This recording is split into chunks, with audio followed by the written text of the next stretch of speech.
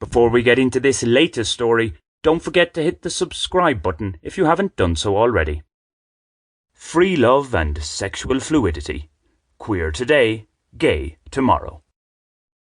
A guy I was recently working with told me that he is in a polyamorous relationship with a woman.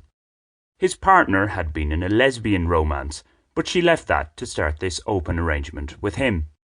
Obviously, both of them are comfortable with the idea. It simply couldn't work otherwise.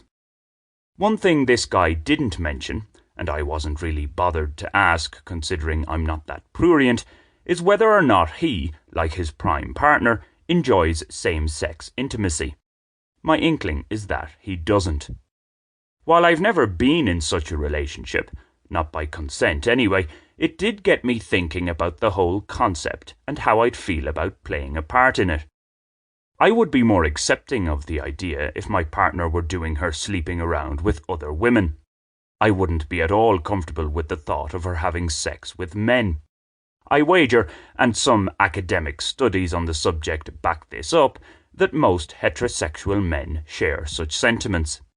My male mind had thus led me to hypothesize that most heterosexual women in an open relationship would prefer their man's additional partners to be men. However, anecdotal evidence and a number of research papers suggest this is not so. A case of, it could be argued, that women want their male lovers to be manly. Men having gay sex tends to go against this notion. The pride of many men, meanwhile, would take a significant hit if they were to discover their female lover was sleeping with rival males. Yet, a lesbian transgression may in some instances excite the dominant male. All this does beg the question, particularly in a time when sexual fluidity for all genders appears to be flowing more freely than ever. Are we, those of us from a Judeo-Christian tradition in any case, too tied to monogamy? As many strive to live a life as close as possible to as nature intended, is having just one partner for the majority of our lives somewhat unnatural? In a 2012 blog story that looked at the influence of Catholicism in both Colombia and Ireland, I explained how Vatican policy regarding sexual intercourse has had a longer history of being ignored in Colombia than in my birth country.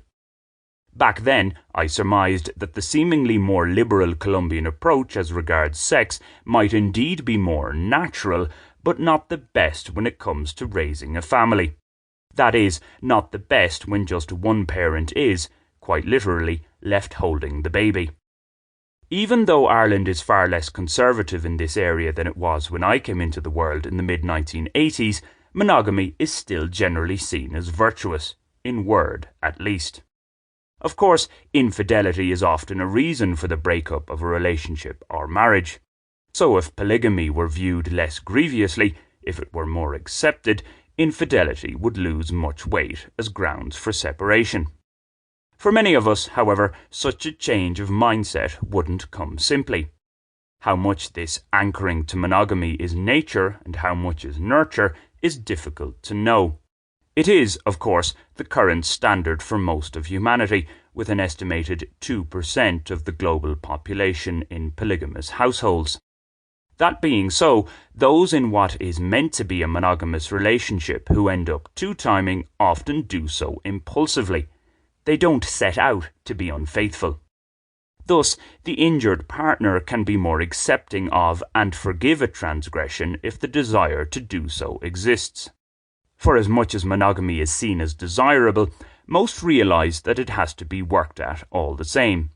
At times, it requires willpower, and sometimes some fail. There is much less wriggle room and understanding when it comes to sexuality.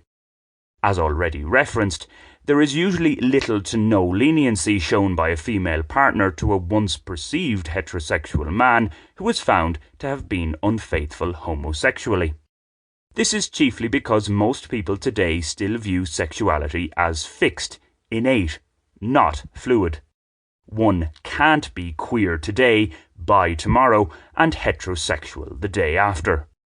Yet, a glance at history suggests it hasn't always been thus.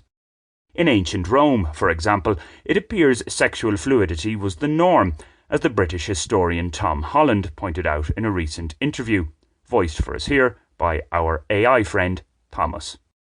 There's a description in Suetonius's imperial biography of Claudius. He only ever slept with women. And this is seen as an interesting foible in the way that you might say of someone, he only ever slept with blondes. I mean, it's kind of interesting, but it doesn't define him sexually. Similarly, he says of Galba, an upright embodiment of ancient republican values, he only ever slept with males. And again, this is seen as an eccentricity, but it doesn't absolutely define him. What does define a Roman in the opinion of Roman moralists is basically whether you are, and I apologize for the language I'm now going to use, using your penis as a kind of sword, to dominate, penetrate and subdue. And the people who were there to receive your terrifying, thrusting, Roman penis were, of course, women and slaves, anyone who is not a citizen, essentially. So the binary is between Roman citizens, who are all by definition men, and everybody else. Thanks, Thomas, voicing the words of the historian Tom Holland for us there. So going by this, in ancient Rome, it seems that bisexuality was standard, at least for those of citizen status, an any hole is a goal approach. Okay, as Holland's insight implies, some Romans were heterosexual and some homosexual, but these are seen as outliers. Like other traits, one's sexuality is most likely on a spectrum, as the Kinsey scale for one measures. See the description text for more on that and other similar scales. What's more, there is a belief among some scholars that one's position on the spectrum can change over time. That may be so. Or it might be that some people are more of the anything goes variety when it comes to sexual pleasure. Right now, I can say I'm in a healthy asexual relationship, and I'm certainly not in the free love brigade. It would take somebody special to knock me off these pillars. Have you subscribed to this channel yet? If not, why not do so right now? It's free and only takes a second. Thanks!